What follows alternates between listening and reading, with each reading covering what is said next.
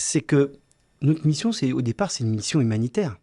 On est là pour être, à un moment donné, dans la vie, un accident de la vie, et intervenir de façon ponctuelle. On n'est pas là pour faire de l'assistanat et aider tout au long de la vie quelqu'un. On doit être là pour, au moment où il tombe, l'aider à se relever, lui donner des outils pour pouvoir continuer son parcours de vie.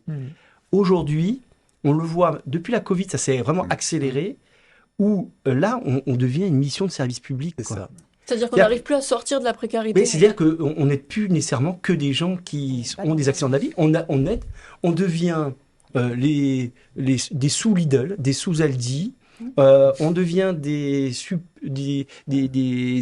annexes de Pôle emploi, parce que les mesures qui ont été prises en matière de lutte contre le chômage, quand une décision est prise au niveau d'un gouvernement pour réduire les droits ou pour les durcir, ça c'est un choix politique, là-dessus on ne juge pas, mais par contre les conséquences, elles sont où?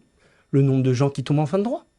Donc après, si effectivement on nous dit, bah oui, comment ça se fait que vous avez plus de monde? Bah, on va vous expliquer.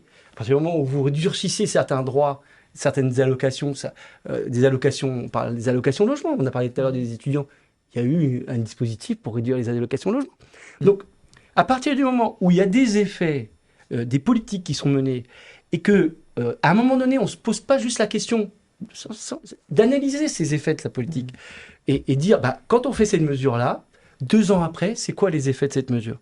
Alors, on peut dire que c'est le plein emploi. Moi, j'ai toujours été très étonné dans toutes mes publications, c'est de dire, d'un côté, on nous annonce du plein emploi, et on n'a jamais eu autant de monde dans nos épiceries.